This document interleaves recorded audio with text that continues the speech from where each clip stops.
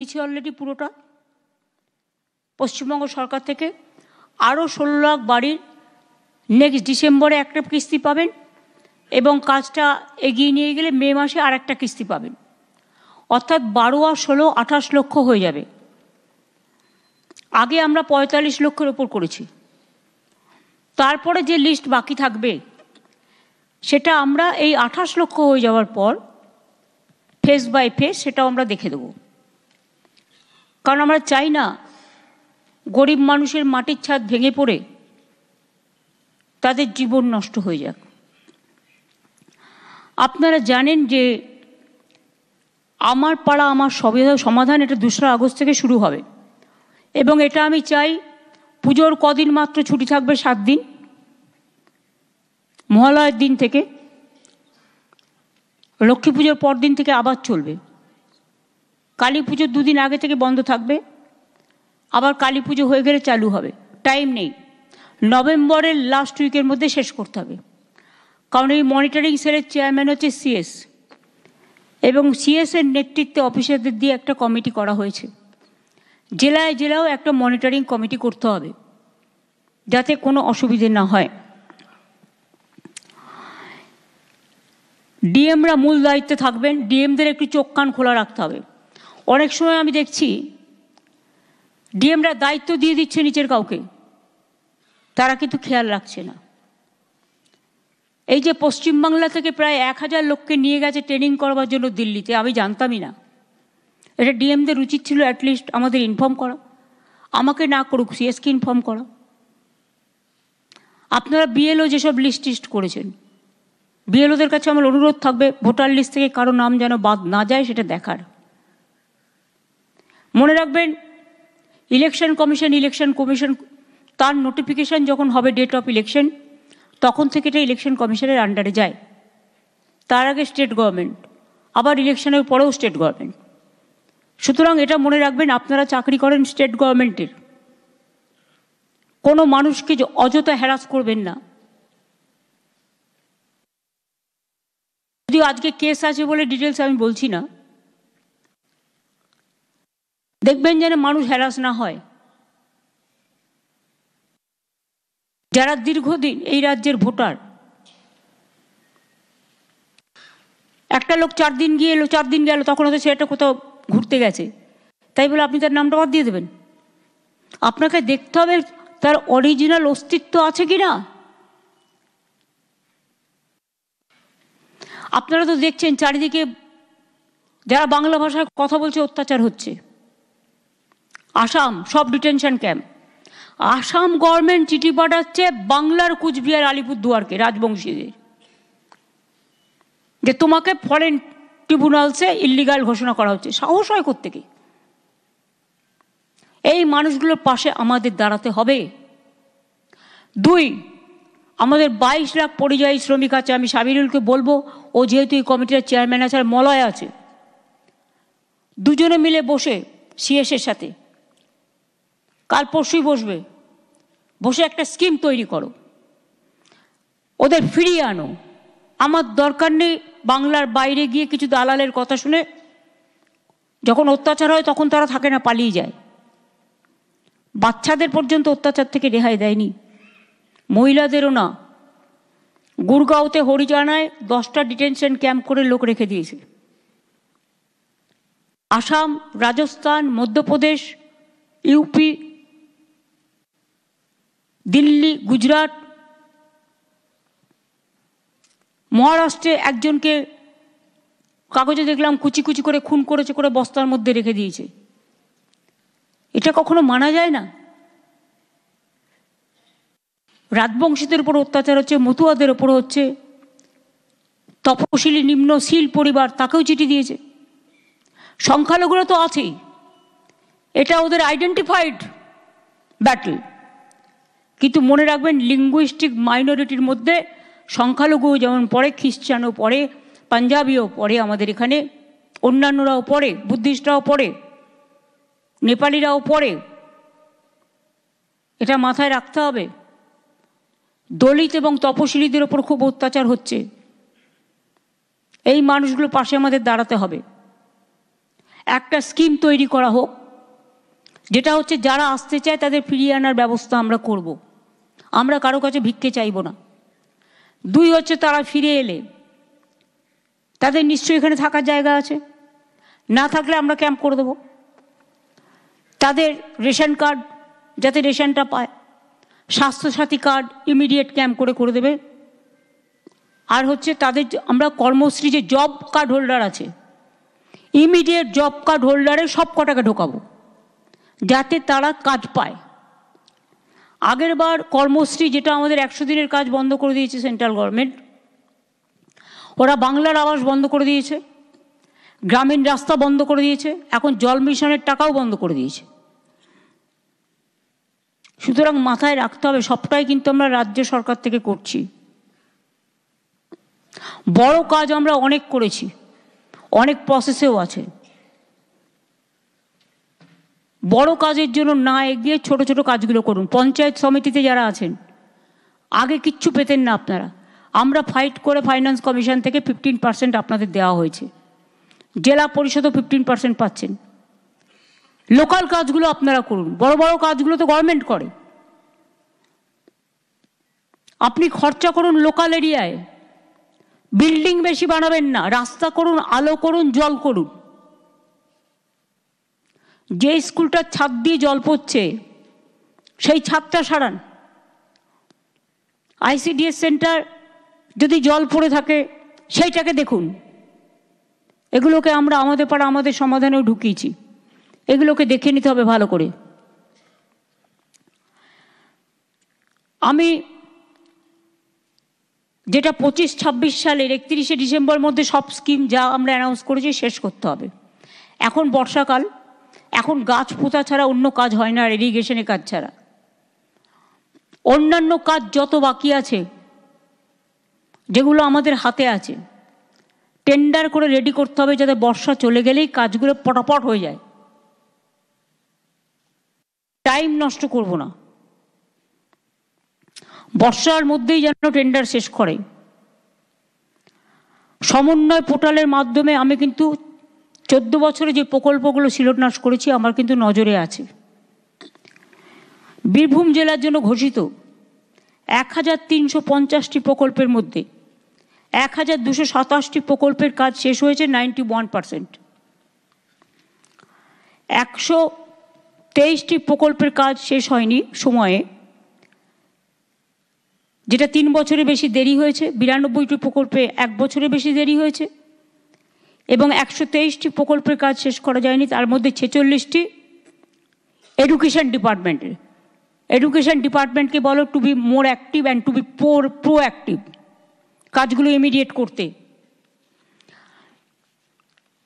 আমি একটা কথা আপনাদের বলবো, কর্মশ্রী প্রকল্পে যেটা 100 দিনের কাজ বন্ধ করে দেওয়ার পরে 50 দিনের কাজ দেওয়ার জন্য আমরা কর্মশ্রী চালু করেছি জব কার্ড হোল্ডারদের। গত বছর আমরা 77 লক্ষ জব কার্ড হোল্ডারদের কাজ দিয়েছি এবং প্রায় আমরা টাকা খরচ যেটা করেছি সেটা হচ্ছে আমরা মোট কত টাকা খরচা করেছি, আমরা 8,334 কোটি টাকা 24-25-এ, 25-26-এ এখনো পর্যন্ত 728 কোটি 62 লক্ষ টাকা ম্যান্ডেট ক্রিয়েট হয়েছে। এখনো পর্যন্ত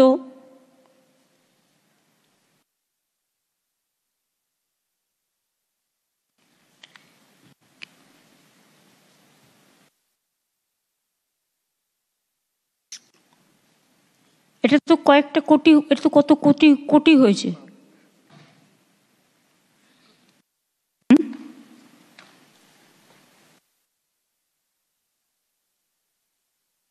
75 কোটি না 80 কোটি ম্যান্ডেট তৈরি হয়েছে। হ্যাঁ, 75 কোটি ম্যান্ডেট তৈরি হয়েছে। আর আমি বীরভূম জেলাকে যেটা বলবো, এখনো পর্যন্ত এই বছরে 34 দিনের কাজ হয়েছে অন্য জেলায়, কিন্তু আপনাদের জেলায় 32 দিনের হয়েছে। আপনার জেলায় পরিযায়ী শ্রমিকের সংখ্যা বেশি। আগের বার কিন্তু আমরা 58 দিন পর্যন্ত কাজ করেছি, 50 দিন বললেও।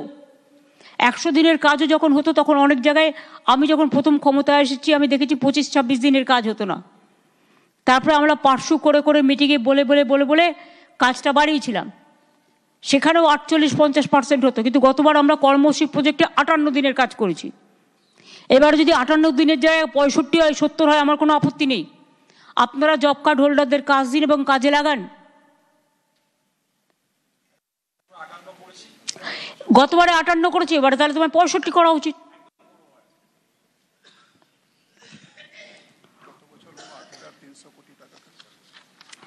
গত বছর আমরা 8,300 কোটি টাকা এর জন্য খরচ করেছি, কর্মশ্রী শুধু।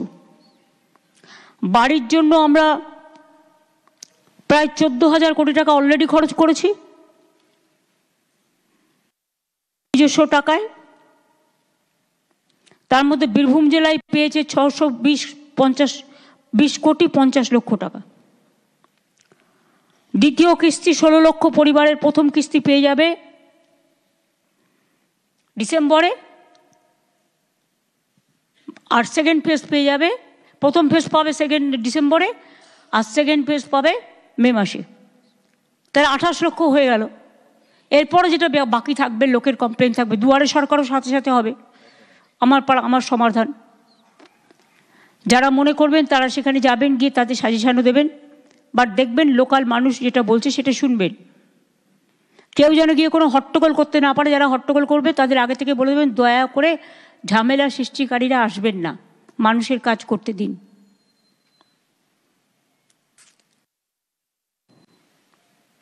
রাস্তাও অনেক হয়েছে, আমি আর নতুন করে বলছি না, আরও কিছু নতুন রাস্তা দেব। জল স্বপ্ন প্রকল্পে আমরাই প্রায় 90% টাকা খরচ করি। কি করে?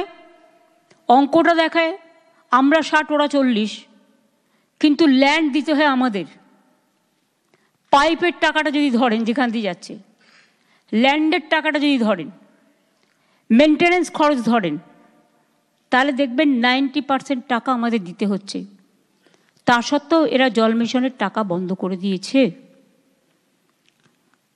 এখানে কি এসছে? হ্যাঁ, আমাদের লক্ষ্যমাত্রা 1,75,00,000 পরিবার। জল পৌঁছানো হয়েছে ইতিমধ্যে 98,49,000 পরিবার। মোট ব্যয় করা হয়েছে 30,000 কোটি টাকা। এবার আমি একটা কথা বলবো, আমাদের রাজ্যের যে টাকাটা আমরা দিই, তোমার যেখানে পাইপ পড়ে আছে, যে কাজগুলো করা উচিত, কেন্দ্রের ওপর নির্ভর না করে ওরা যেহেতু বন্ধ করে দিয়েছে, আমি কেন চুপচাপ থাকবো? আমার বাজেটে রাজ্যের টাকাটা যেটা ধরা আছে সেই টাকাটা খরচ করো। আর জেলা পরিষদ থেকে 5% নাও, পঞ্চায়েত সমিতি থেকেও 5% বলো খরচা করতে এর জন্য। 10% তারা লোকালি করুক, আর জলের কাজটার জন্য তারাও 5% করে খরচা করুক। এমপিরা যারা আছেন তাদের কাছেও আমার অনুরোধ থাকবে যে তারা জলের কাজটার জন্য 1 কোটি টাকা করে তারা দেবেন। ডিএমরা পিএইচই ডিপার্টমেন্টকে দেবেন, পিএইচই ঠিক করে নেবে কোথার থেকে করবে। প্লাস এমএলএরা যারা আছেন তারাও তাদের ফান্ড থেকে 10 লক্ষ টাকা করে ধার্য করবেন। তাহলে সবাই মিলেই আমরা অনেকটা এগিয়ে নিয়ে যেতে পারবো। রাজ্যের টাকার সাথে এই টাকাটা যদি যুক্ত হয় তাহলে কিন্তু আমরা অনেকটা করতে পারবো। এটা কিন্তু মাথায় রেখে ভালোভাবে করতে হবে। আগে কন্ট্রাক্টরকে টাকা দিয়ে দিল আর সে পাইপ ফেলে দিয়ে পালিয়ে গেল, জল নেই। আগে দেখতে হবে কোথায় জল পাওয়া যাবে। অনেক জায়গায় পাইপ পড়েছে যেখানে জল পাওয়া যায় না। আগে তো সয়েল টেস্ট করতে হবে। আর যেখানে যেখানে এই প্রবলেমটা আছে, হাউ টু সলভ ইট, এটা দরকার হলে কনভার্জেন্স করে করতে হবে। কিছুটা আরবানের হেল্প নিতে হবে, কিছুটা মিউনিসিপ্যালিটির হেল্প নিতে হবে, কিছুটা জেলা পরিষদের হেল্প নিতে হবে, কিছুটা ইরিগেশনের হেল্প নিতে হবে। 4-5টা ডিপার্টমেন্ট মিলে কনভার্জেন্স করে কাজটা করতে হবে। মাইনরিটিসরাও তাদের একটা ফান্ড আছে যা দিয়ে আমরা অনেক কাজ করি। ট্রাইবালদেরও একটা ফান্ড আছে, এসসিদেরও আছে, নানা রকম কমিশন আছে। এদের কাছ থেকেও একটা কনভার্জেন্স করো। মাইনরিটি ডিপার্টমেন্টকে ধরো, এসসিকে ধরো, এসটিকে ধরো, সব একসাথে কনভার্জেন্স করে এটা আমাদের করতে হবে। 2,500 কোটি এক্সট্রা দিয়েছি, কিন্তু আমার কথা হচ্ছে আমাদের টাকাগুলো দিয়ে কাজগুলো করে দাও। ল্যান্ড তো আমাদের, পাইপ তো আমাদের, মেনটেনেন্স তো আমাদের। যেটা পড়ে আছে আর প্লাস আমি এটা সকলকে রিকোয়েস্ট করব, আমাদের জেলা পরিষদগুলো যেখানে আছে তারা 5%, পঞ্চায়েত সমিতি যারা আছে তারা 5%, তারা পিএইচই ডিপার্টমেন্টকে ডিএমের থ্রুতে কাজটা করবে। ডিএমরা জানে, এলাকারটা ডিএমকে দিন, এমপিরা যারা আছেন এলাকার ডিএমকে দিন। তার কারণ হচ্ছে ডিএমরা জানে কোথায় এই কাজটা পড়ে আছে। যতটা পারি আমরা চেষ্টা করব, তারপরে বাদবাকি যেটা থাকবে আস্তে আস্তে করে দেবো। দেউচা পাঁচমিতে 35,000 কোটি টাকা বিনিয়োগ হচ্ছে, 1 লক্ষ মানুষের কর্মসংস্থান হবে। তাছাড়াও আশেপাশে অনেক কোল মাইন্সও হবে। আমি আমেদনগর যে জায়গাটা, আমেদপুর, যেটা আমাকে বারবার কেষ্ট বলেছিল ওই সুগার মিলের জায়গাটা, ওখানে আমরা ইন্ডাস্ট্রিয়াল পার্ক করছি। অলরেডি এমএসএমই ডিপার্টমেন্টকে ইনস্ট্রাকশন দেওয়া হয়ে গেছে। তাতে কী হবে, তাতে অনেক মানুষের কর্মসংস্থান হবে। প্লাস দেউচা পাঁচমি তো আপনাদের একটা পুরো কী আর বলবো, এটা একদম আপনাদের রত্ন এবং সারা পৃথিবীর দ্বিতীয় বৃহত্তম, এবং গ্লোবাল টেন্ডারও ডাকা হয়েছে, তার প্রসেস চলছে। এছাড়াও যেটা বাসাল্ট পাথর মাইনিংয়ের কাজও শুরু হয়েছে গভর্নমেন্টের যে জায়গা আছে তাতে। আমি দেউচা পাঁচমির সকল আদিবাসী ভাই বোনেদের, সংখ্যালঘু ভাই বোনেদের, তাছাড়াও যারা আছেন সকলকে আমি কৃতজ্ঞতা এবং ধন্যবাদ জানাবো যে তারা আমাদের যে রিহ্যাবিলিটেশন প্যাকেজ চালু করেছি তাতে তারা অংশগ্রহণ করেছেন।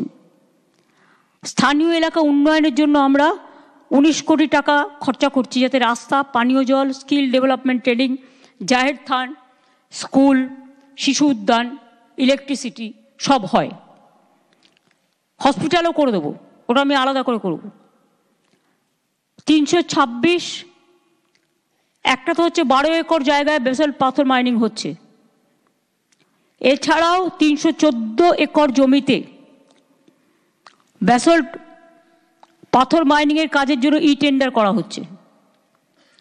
ভূগর্ভস্থ কোল মাইনিংয়ের জন্য 2024 সালের ডিসেম্বর মাসে গ্লোবাল টেন্ডার আহ্বান করা হয়েছে, যাতে কোনো হ্যাঙ্কি ফ্যাঙ্কি না হয়। আশা করি খুব তাড়াতাড়ি এটা সেটেলড হবে।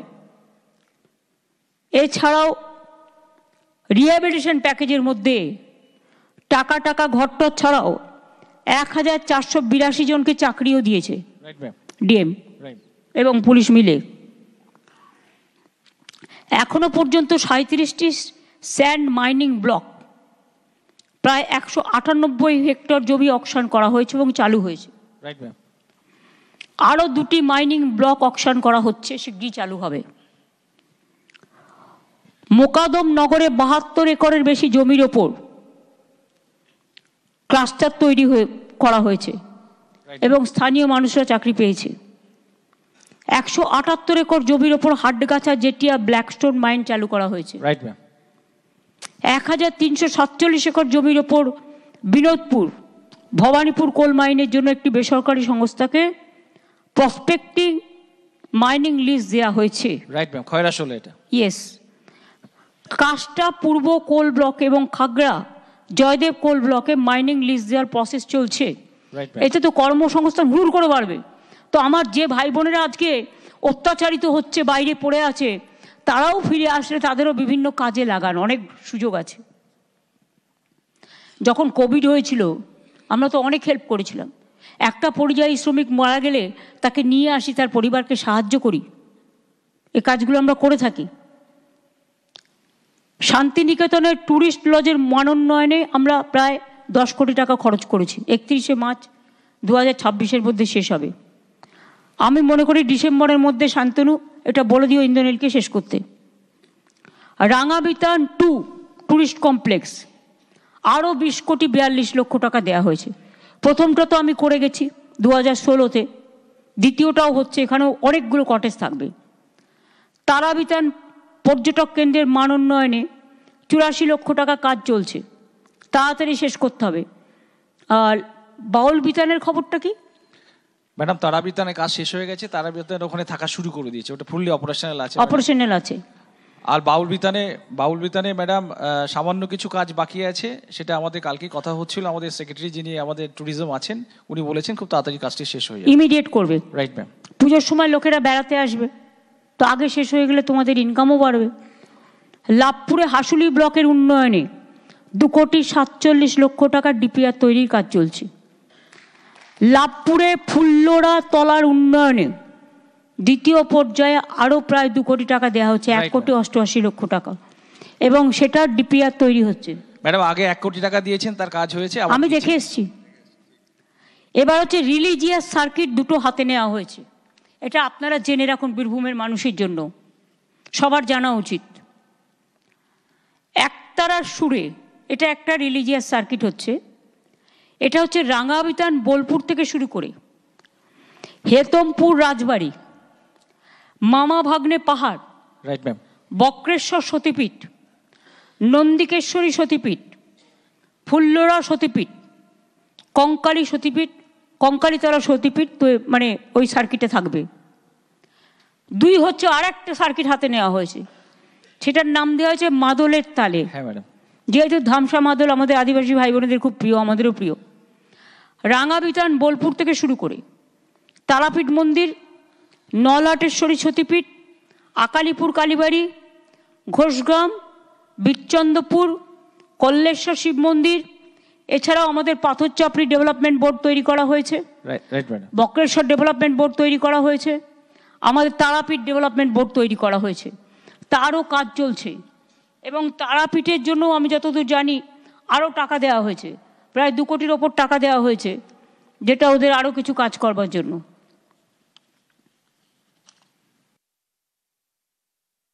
এরা যারা বলে বাংলার লোকেরা বাইরে কেন, এরা তো স্কিল আছে বলে তাদের নিয়ে যায়, দয়া করে কেউ যায় না, এরা কাজটা জানে বলে নিয়ে যায়।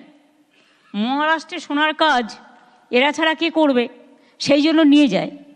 কিন্তু আমাদের বাংলাতেও 1.5 কোটি পরিযায়ী শ্রমিক আছে অন্যান্য রাজ্যের, আমরা কিন্তু তাদের সাথে এই ব্যবহারটা করি না। আমরা মনে করি প্রত্যেকটা সিটিজেনের অধিকার আছে যে কোনো রাজ্যে গিয়ে বসবাস করবার, এটা তাদের constitutional right, Democratic right, fundamental right. সুতরাং আমাদের লোকেদের ওপরে অত্যাচার হলে তাদের প্রোটেকশন দেওয়া আমাদের কাজ। এই জেলাতে সরাসরি মুখ্যমন্ত্রীতে 1,40,000-এর বেশি অভিযোগ পাওয়া গেছিল, যার মধ্যে 16% পেন্ডিং আছে। এটা ইমিডিয়েট সলভ করবার জন্য ডিএমকে আমি বলে যাব। ম্যাডাম আপনার অনুমতি নিয়ে বলছি ম্যাডাম, যেটা পেন্ডিং আছে সেটা হচ্ছে আমাদের পেনশনের যেগুলি আছে সেগুলো আমরা পাঠিয়েছি, যেহেতু আমাদের অ্যাপ্রুভাল লিমিটের বাইরে গেছে ম্যাডাম, আস্তে আস্তে ওগুলি হবে ম্যাডাম, ডিপার্টমেন্টে পড়ে আছে, ওগুলো ঠিক টাইমে হবে। Right ma'am. এবং সরাসরি মুখ্যমন্ত্রীর ফিল্ড ভেরিফিকেশন টিমের, আমাদের কিন্তু ফিল্ড ভেরিফিকেশন টিম আছে, তার মাধ্যমে 1,500-এর বেশি ফিল্ড ভ্যালিডেশন করা হয়েছে। 76% ক্ষেত্রে পরিষেবা প্রদানের বিষয়টি নিশ্চিন্ত করা হয়েছে। এবং যাদেরটা মঞ্জুর করার পরেও কিছু উপভোক্তা পড়ে আছে। There is a significant time gap between benefit sanction and actual survey delivery. যেগুলো স্যাংশন হয়ে গেছে সেগুলো কেন পড়ে থাকবে? ওবিসিটা একটা প্রবলেম ছিল, কিন্তু ওবিসিটা তো আজকে সুপ্রিম কোর্ট স্টে দিয়ে দিয়েছে হাইকোর্টের অর্ডারের উপরে। সুতরাং ইমিডিয়েট কাজগুলো করুন। বাংলা সহায়তা কেন্দ্র তারা কিন্তু অনেক কাজ করেছে, তাদের আমাদের আরও প্রমোট করতে হবে। তাদের মাধ্যমে আমরা প্রায় 1,000 কোটি টাকার বেশি আর্থিক লেনদেন করেছি ওয়ালেটের মাধ্যমে। Right ma'am.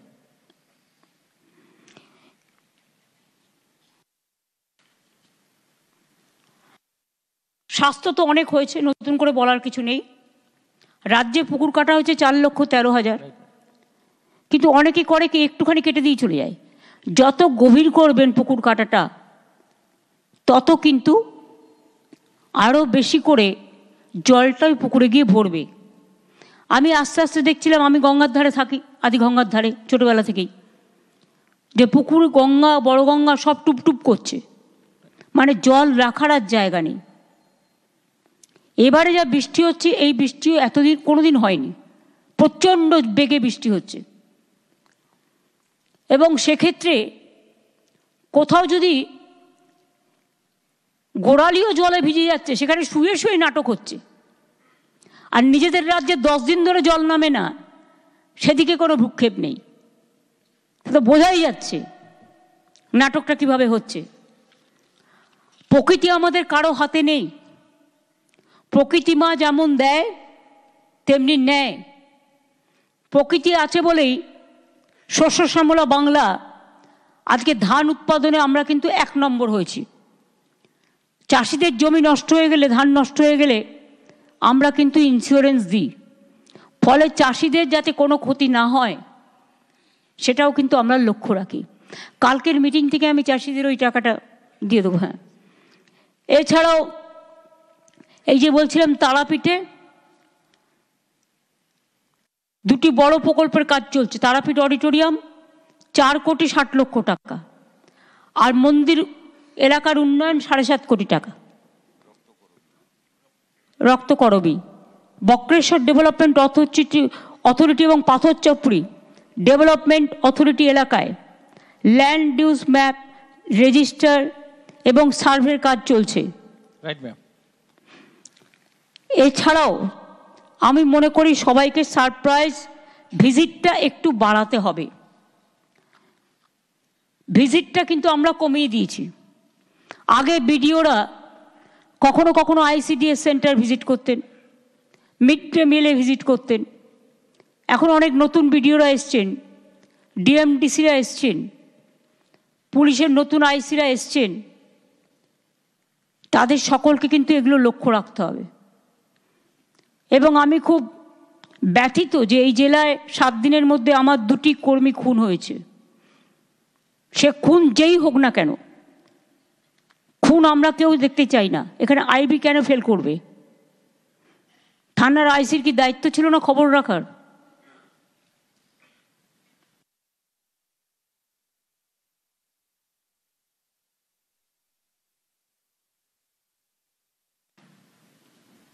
খুন হয়ে গেলেই তখন আগে একটা রিপোর্ট পাঠিয়ে দেয় ওর নিজেদের মধ্যে, আর অন্য কেউ খুন হলে তখন তো এই কথাটা আপনারা বলেন না। কেউ একটা FIR করা মানেই যতক্ষণ ক্রস চেক করে সেটা ফাইনাল না হচ্ছে, জেনুইন প্রমাণ না হচ্ছে, ততক্ষণ কিন্তু সেটা কাজ করে না। এটা মাথায় রাখতে হবে। আর DMSPদের এমন কিছু কথা বাইরে বলা উচিত নয় যেটা নিয়ে মানুষ ব্যঙ্গ করার সুযোগ পায়। পলিটিক্যাল লিডারদেরও বলা উচিত না, DMSPদেরও বলা উচিত না বলে আমি মনে করি।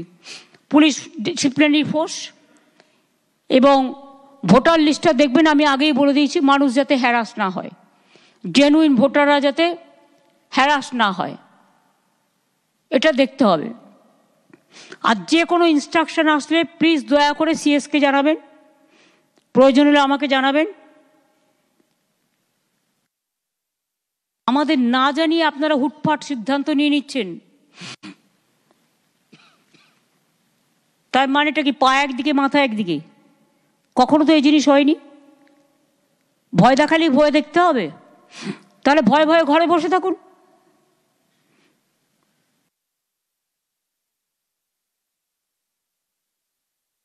সাহস সঞ্চয় করার দরকার নেই। মানুষের স্বার্থে মানুষের পাশে অলওয়েজ থাকবেন, এটা আমার মোদ্দা কথা বলার। এখানে এখনো যেগুলো পাচার বিভিন্ন হয়, তার মধ্যে আমি এখনো মনে করি একটা অংশ অন্য রাজনৈতিক দলের ভালোভাবে যুক্ত আছেন এবং প্রশাসনেরও কিছু লোক যুক্ত আছেন। আমি নাম বলছি না, নামগুলো আমি জানি। এই কাজটা দয়া করে কেউ করবেন না। আর বারবার বলা সত্ত্বেও যদি অ্যাকশন না হয়, আমার কাছে তো বীরভূম জেলার ব্যাপারে অনেক নেতার বিরুদ্ধেই অনেক কমপ্লেন জমা পড়েছে এবং খোদ রাষ্ট্রপতি ভবন থেকেও এসছে। তারাই তো এখানকার টাকা পাচার করে আর দোষ দেয় রুলিং পার্টিকে। রুলিং পার্টি যদি অন্যায় করে উঠে অ্যাকশন, কিন্তু অন্য যারা করে খাচ্ছে ক্ষমতায় আছে বলে তাদের ভয় পেয়ে চলছেন আপনারা, আর তাদের সাথে রিলেশন রেখে 50-50 অঙ্ক করছেন। তারা আমি বলে দিই 50-50। আমি থাকাকালীন 50-50 কোনো দিনই হবে না, 100-এ 100 হবে। এটা মাথায় রাখবেন। আমার অ্যাডমিনিস্ট্রেশনের এই কটি কথা বলা আমার দরকার ছিল। এবার সিএসের যদি কিছু থাকে সিএস বলুক।